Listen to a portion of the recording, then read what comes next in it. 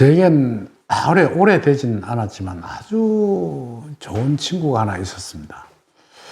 그 친구 역시 대기업체에서 임원으로도 있었고, 또 퇴임해서는 교육 사업을 해서 성공한 분이기도 하고, 또 그다음 자기가 가지고 있는 어떤 이미지를 가지고 강의도 하고, 또 제가 만나서 대화를 해보니까 상당히 대화가 되기 때문에 이야기가 통해서 오랜 친구는 아니라도 사귄 지는 아주 오래되진 않아도 아주 깊은 관계로 빨리 발전한 친구가 있었습니다. 그런데 어느 날 이제 나이가 70이 넘어가면서 나는 계속해서 일을 하고, 또 그다음에 그 친구는 이제 일을 접었어요. 접고 글을 쓰기 위해서 또 수필가이기도 해요. 그래서 적고 글을 쓰면서 시골 생활도 하고, 또 그다음에 친구들하고 어울려 놀기도 하고 이랬는데, 오랜만에 전화가 한번 왔어. 이 친구 운동 한번 같이 하자 이래요.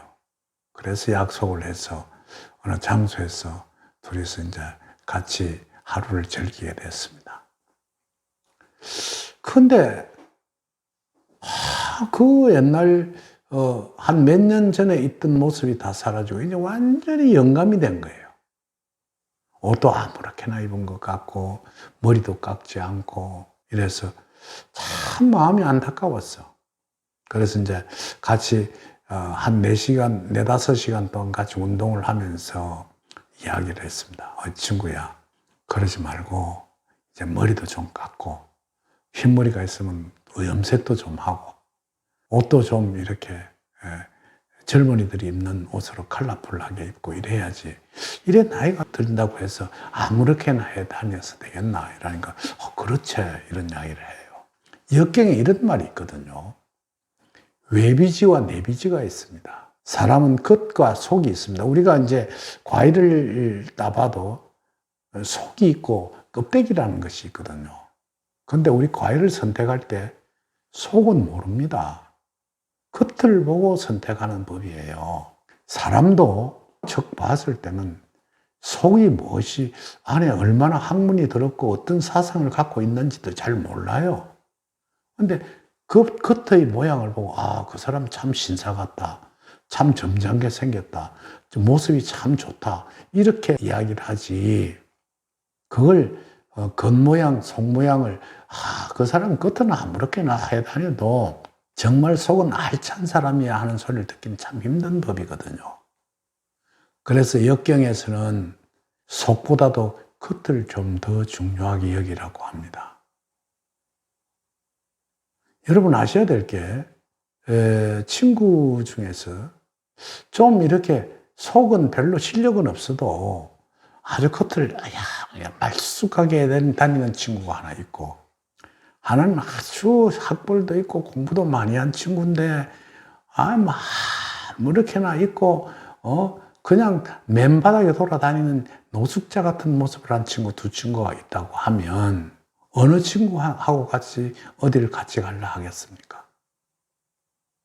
사람은 나이가 들고 또는 모습이 늙어갈수록 될 수 있으면 내만 편하게 지내는 것이 아니라 다른 사람을 위해서라도 내 외형을 갖추도록 해야 되는 것입니다. 난 그 참 정말 아쉬웠어요. 그 친구가 인물도 참 좋았고 사람도 점잖고 참 모습도 좋았는데 그날따라 조금 달라졌겠죠.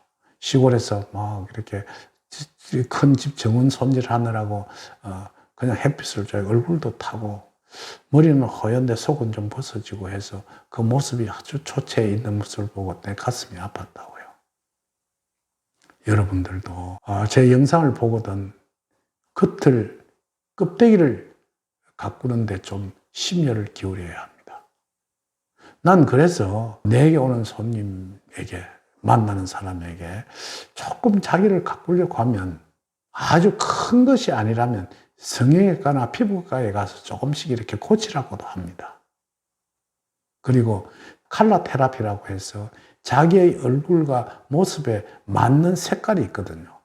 그걸 찾아서 옷도 입고 자기의 외형을 갖추는 것이 더욱더 중요하다고 봐집니다.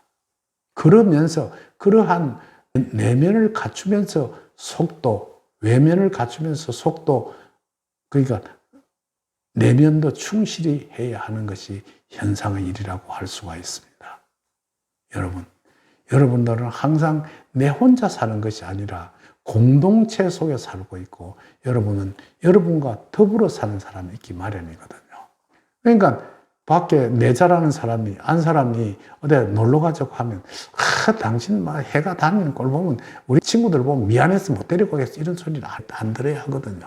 그러니까 여러분들도 겉모습을 가꾸는데 소홀함이 없어야 합니다. 그 겉모습 속에 속이라는 것도 있기 마련이거든요. 여러분, 보기 좋은 과일이 먹기도 좋다고 하지 않습니까? 밥상도 잘 차려놓은 속에 풍요한 맛을 풍기게 마련인 것이거든요. 그래서 외면을 갖추는데 소홀함이 없도록 여러분들에게 충고 말씀을 드리는 바입니다.